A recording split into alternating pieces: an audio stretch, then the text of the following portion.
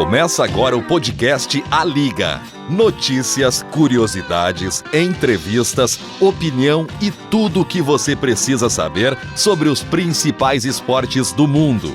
Apresentação: Thiago Bavaresco e João Reman.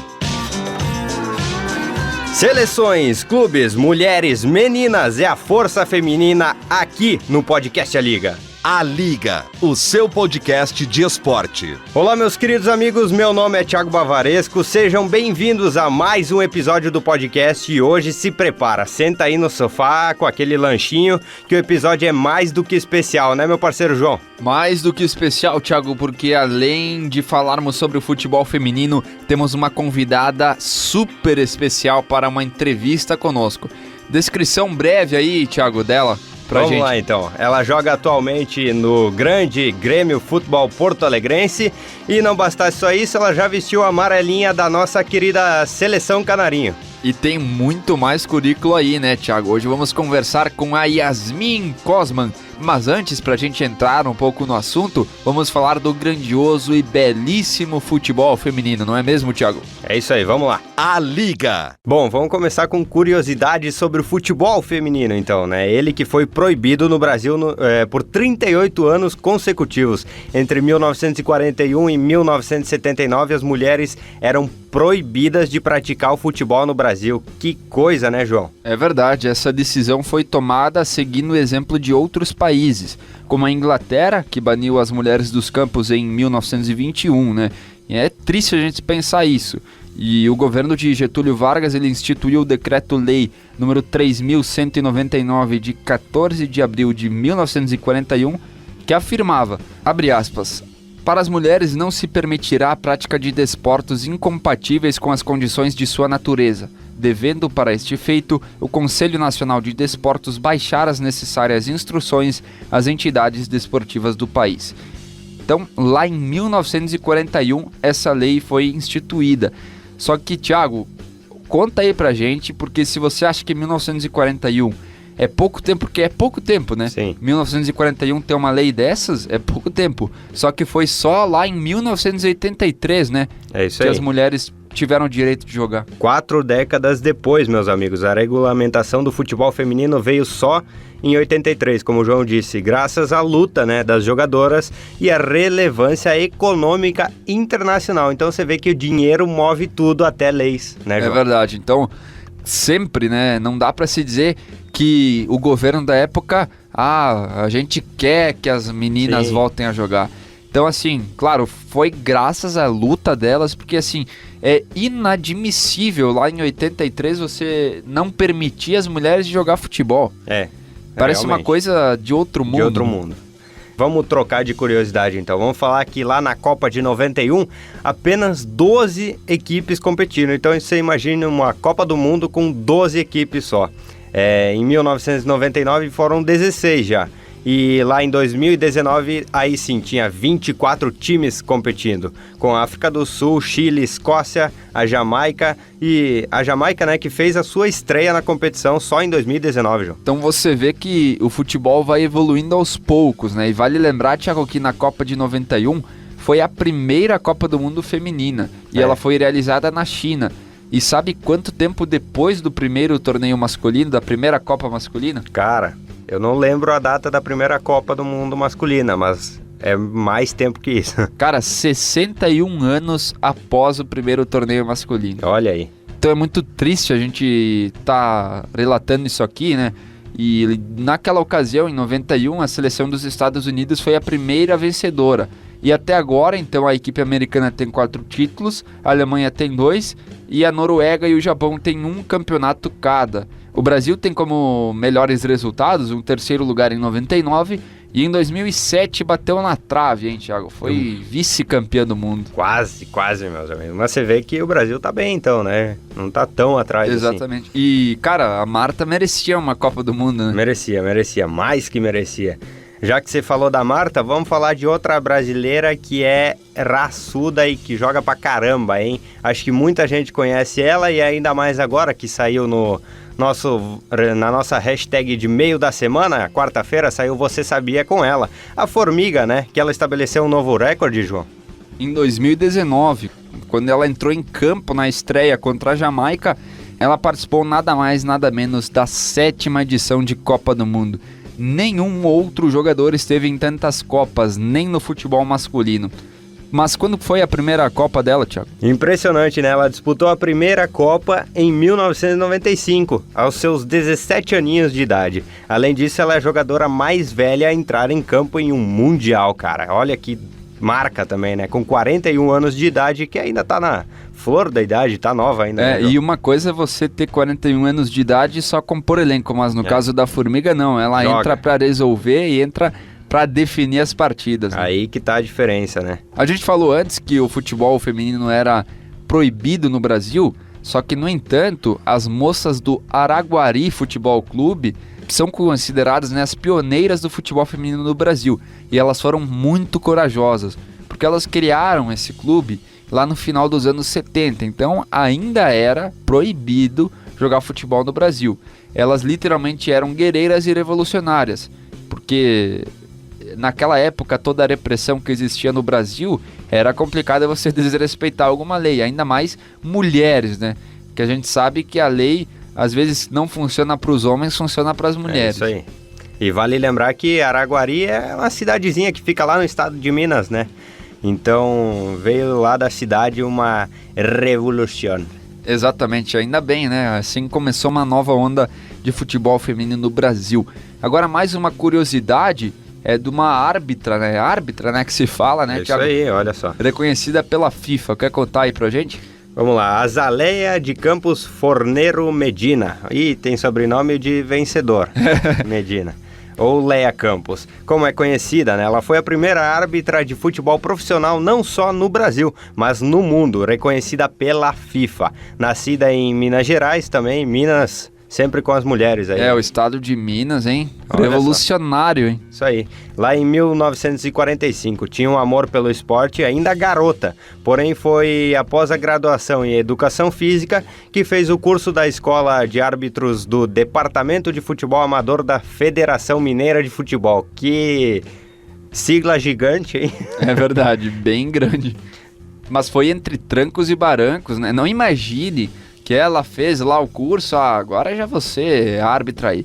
Não, foi entre trancos e barrancos, porque a jovem menina sonhadora havia sido proibida de se formar pelo presidente da Confederação Brasileira de Desportos, que é a atual CBF. Ela percorreu duros 4 anos de ditadura do Brasil até visitar o presidente na época. Então imagina, ela queria mesmo, era o sonho dela, então ela foi lá com o presidente Emílio Médici para ter a aprovação dele. E será que ela conseguiu? Aí é outro patamar, né? Para isso ela conseguiu uma carta que autorizava sua diplomação, escrita pelo próprio chefe do Executivo brasileiro. Tava mexendo com gente grande, os homens de capa preta, né? Após passar por todos os empecilhos e combater o preconceito com a masculinidade que girava em torno da profissão, né? Que só tinha árbitros homens até então, começou a exercer a sua profissão de árbitra, tornando-se a primeira do Brasil e do mundo. Que legal. Sensacional essa curiosidade, porque realmente, se na época não era como a gente vê jogadoras, imagina você ver uma árbitra. Uma árbitra. E ainda da FIFA, né? É. Então é uma baita curiosidade. Até hoje em dia é difícil, assim. Agora difícil. Tem mais, mas aparece mais bandeirinhas, árbitras. E mesmo assim, né, eles dão mais chances para elas a apitar um jogo de Série B e tal. Na Série A também tem. Só que ainda assim, né, continuam duvidando da capacidade delas. Porque, assim, ó, para ser um árbitro, não é só condições físicas, é principalmente psicológico. Então, o que elas têm a menos que os homens? Nada. Então, mas com certeza isso vai evoluindo com o passar dos anos. Como a gente já bem disse aqui no nosso podcast, destacou, né, um pequeno espaço de tempo, agora vamos falar mais da rainha de todos os tempos, João. A Marta, ela é uma jogadora, com certeza uma das mais conhecidas do futebol feminino durante toda a história, né? Durante toda a história, ela é digna de toda a sua fama. Ela é alagoana, ela tem 33 anos e começou sua carreira no Vasco da Gama. Enorme Vasco que a gente citou no último podcast. É verdade. Que tem uma curiosidade tremenda aí. Vai lá e ouça, o Vasco da Gama tá metido entre os maiores do mundo. Olha Se só. você tá curioso pra saber, vai lá e ouça, hein? Isso aí. Ela começou logo aos 14 anos, então realmente ela lutou pra jogar o futebol feminino. Durante sua carreira, conta aí tudo que ela ganhou. Olha, o currículo é longo, hein? Ela foi eleita a melhor jogadora de futebol do mundo 6 vezes pela FIFA, sendo 5 delas consecutivas. Que recorde tremendo, né? Entre homens e mulheres ainda ela tem esse recorde. É verdade, e o Messi, né, que também tem 5 bolas de ouro, né? Ele sempre gostou muito de elogiar a Marta, tem um carinho enorme pela Marta. Todos os jogadores reconhecem que ela é guerreira e grande mesmo. Além do mais, é a maior artilheira da história da seleção brasileira. Isso entre masculino e feminino, com 118 gols. É muito gol, né, João? É muito gol, e se não bastasse isso, a Marta, que dividia o posto de maior artilheira da história das Copas do Mundo ao lado do alemão Miroslav Klose, ultrapassou o atacante ao marcar seu 17º gol no Mundial da França do ano passado. Então ela vive quebrando recordes, vive sendo movida a desafios, né? A nossa querida e guerreira Marta. Muito legal ver isso, muito legal ver que ela quebrou grandes recordes e ela é brasileira, né? Legal que a gente tem uma mulher tão guerreira assim que joga muito, né? Literalmente vai quebrando tabus, mas tem outra brasileira que a gente tem que destacar aqui, né, Thiago? Com certeza, ela que nasceu lá em São Paulo, agora atualmente com 34 anos, vamos falar da Cristiane Roseira de Souza Silva. A Cristiane, que deu o pontapé inicial de sua carreira em pequenos clubes paulistas, depois se tornou atacante e atuou em times alemães e hoje joga no querido meu clube São Paulo FC. Tenho orgulho disso. Ela tornou-se a maior artilheira do futebol feminino dos Jogos Olímpicos em 2012 e 4 anos depois, lá em 2016, consagrou-se como a maior artilheira da história das Olimpíadas, entre homens e mulheres, com a marca de 16 gols na competição. Então a gente tem uma coisa para se orgulhar, né, Thiago? A atleta que mais marcou gols na Copa do Mundo e nas Olimpíadas. Isso aí. As duas são brasileiras. E a que mais jogou Copa é nossa também, Formiga. Olha só. É verdade, bem lembrado. Vamos voltar no tempo então lá para 2007, onde a seleção brasileira feminina chegou à final da Copa do Mundo da China. A partida então terminou 2-0 para a Alemanha. Com a medalha de prata em seu peito, as jogadoras Daiane e Michele mostraram ao mundo as mensagens que tinham para o país, né? Elas falaram o seguinte, abre aspas, Brasil, precisamos de apoio, fecha aspas. As atletas receavam que, com a perda do título, os países as esquecessem, né? E o país, Brasil, esquecesse elas. Aquela foi a vez em que o Brasil esteve mais perto do título mundial, né, João? É isso aí, né? A gente vê que realmente o futebol feminino precisa de apoio e imagina na época, né? 2007 era muito diferente que agora. Agora já tem muitas coisas melhores que naquela época. A Copa do Mundo tem mais audiência, os campos são melhores e tudo mais. A gente vê a insegurança das jogadoras, né? Elas apelaram a pedir apoio para que não fosse cortado verbas ou alguma coisa assim, né? Porque querendo ou não, aquilo ali é uma história, né, Thiago? Elas fizeram história, elas não querem deixar que essa chama se apagasse, né? Isso aí. E com certeza não vai ser apagada tão cedo, né, Thiago? Com certeza teremos muito tempo ainda de futebol e de glórias do futebol feminino. É isso aí. Vamos falar então da primeira equipe de futebol feminino do mundo. Ela que foi considerada, né, a primeira equipe de futebol chamada de British Ladies. Tá certa a pronúncia? Me corrija se eu tô... Acho que tá certo, hein, Thiago? Essa equipe foi criada em 1894. E olha só a curiosidade agora. E elas levaram cerca de 10 mil pessoas para assisti-las em sua inauguração. Caramba! Não é pouca gente, não. Então, você vê, né? Lá em 1894, um público de 10 mil pessoas para assistir o futebol feminino. Olha só. Podia continuar hoje esse público, né? É verdade.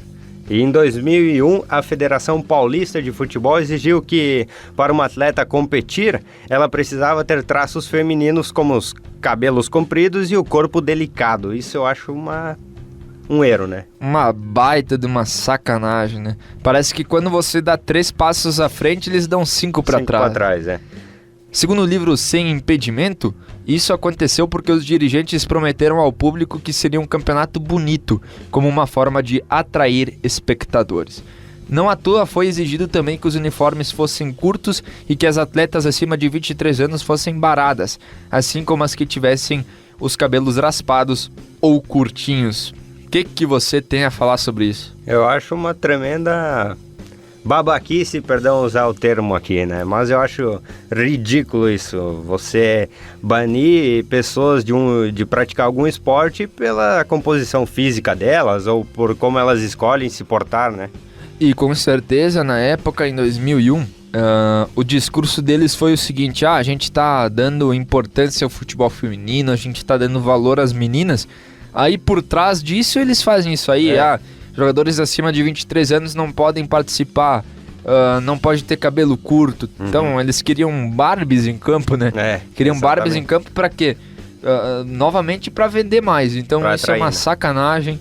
E infelizmente, né? Felizmente isso acabou, né? Isso. Felizmente isso acabou. Podcast A Liga. E depois dessas curiosidades, teremos hoje aqui no nosso podcast uma convidada super especial, a Yasmin Cosman, de 19 anos. Zagueira constantemente convocada para a Seleção Brasileira de Futebol e também jogadora do Grêmio, nos atendeu super bem e nos concedeu uma pequena entrevista, a fim sempre, né, de valorizarmos o nosso querido futebol feminino. Thiago, quer fazer a primeira pergunta para a moça aí? Vamos lá estrear então aqui. A primeira pergunta que a gente fez para Yasmin é para ela contar um pouquinho, né, pra gente sobre a sua trajetória. Como foi o seu início e por onde você passou até chegar no grande Grêmio e na seleção brasileira. Antes de jogar futebol de campo, eu comecei na escolinha de futsal aí na minha cidade natal, Ceará. Eu tinha 6 anos. E aos 15, eu deixei futsal e passei a focar no campo, onde joguei pela Chapecoense, e quando estive lá, também joguei pela Seleção Brasileira. Disputei campeonato sul-americano e mundial. Em 2019, eu vim pro Grêmio e estou aqui até hoje. Yasmin, conta um pouco pra gente qual foi a sua reação e o teu sentimento quando você soube da sua primeira convocação para a Seleção Brasileira. Desde pequenininha, meu maior sonho sempre foi jogar na Seleção Brasileira. Só que eu nunca imaginei que ele se tornaria real tão cedo. Eu tinha apenas 14 anos. Na hora que eu recebi a notícia, eu nem acreditei. Eu tava em sala de aula, né? Tava estudando. E uma das atletas do nosso time falou que meu nome tava na lista das relacionadas para a convocação. Eu fiquei muito emocionada, muito feliz. E a minha reação foi em choque. Eu peguei meu celular e a primeira coisa que eu fiz foi ligar para meus pais e contar a notícia. Meu pai até chorou junto. Meu pai e minha mãe, ambos ficaram emocionados, né? Minha mãe muito feliz, meu pai também. Foi muito bom esse momento. Eu devo imaginar o quão bom foi esse momento, hein, Yasmin? Porque deve ser um peso do caramba. Como zagueira, qual foi o jogo mais difícil que você já jogou? Qual atacante que você falou, essa aqui eu vou ter que dar uma pegadinha melhor, porque ela é complicada de se marcar. Conta pra nós. Em relação ao atacante, eu acho que nunca teve um atacante fácil, assim, no meu ponto de vista. Cada jogo era um tipo de jogadora com um tipo de qualidade diferente. Então, nunca teve moleza. O que resta é me preparar da melhor forma possível para enfrentá-los. Muitos tiveram vários jogos difíceis que eu enfrentei, mas o que eu mais achei difícil, que vai ficar bem marcado para mim, foi o Brasileiro A2, ano passado, que jogamos contra o Palmeiras, lá em Chapecó, que era jogo que valia a classificação para a Série A1 desse ano. E infelizmente não conseguimos nos classificar. Infelizmente essas coisas acontecem, perder é comum e todos nós sabemos como é um pouco desse sentimento e como é isso aí, né? Como é ter esse sentimento de derrota, né? Mas Yasmin, você já conquistou muitas coisas, mas qual é o seu maior sonho daqui pra frente? Eu sou uma menina que tenho vários sonhos e não paro de sonhar. E hoje, o meu maior sonho é poder vestir a amarelinha novamente, sendo tanto na seleção sub-20 quanto na principal. Eu espero estar retornando lá o mais rápido possível para conseguir realizar esse sonho e sentir de novo a emoção que é estar usando essa camisa. Sonhar é bom e todo mundo sonha. Que bom que você realizou alguns dos seus sonhos, né? Mas continue sonhando e correndo atrás deles. Agora a gente acompanha em portais de esporte a falta de investimento de alguns clubes, né? Em os seus times femininos.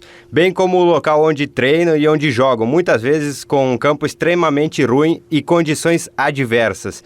O que você acha que falta para que alguns clubes deem o devido reconhecimento que o futebol feminino merece e precisa? Entre o futebol feminino e masculino há muitas desigualdades. Nem se cogita o que o masculino ganha perto do feminino.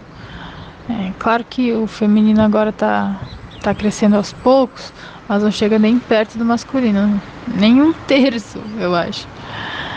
E o que eu gostaria mesmo é que eles olhassem mais para as meninas, incentivassem mais, investia mais, que eu acho que isso é o fundamental para que nós possamos crescer mais, ter mais visibilidade. Muito bem, então essa foi a zagueira do Grêmio, a Yasmin Cosman, muito gente boa com a gente, mandou as perguntas aí, e a gente vai continuar com essa série de entrevistas, né, Thiago? Com a gente certeza. está se programando para fazer grandes entrevistas, a gente tem listas aí com preparadores de goleiros, jogadores de vôlei da seleção, De handebol. de handebol também, e a gente vai seguir com essa série de entrevistas. A gente sabe, né, que é complicado porque a gente está no começo de um projeto, né, do Claro. podcast A Liga, mas a gente tem, querendo ou não, tem os nossos contatos, Sim. né, e a Yasmin foi uma delas. Ficamos muito felizes Muito de feliz. recebê-la aqui, né? Sendo que a gente jogou nas educação física da vida aí.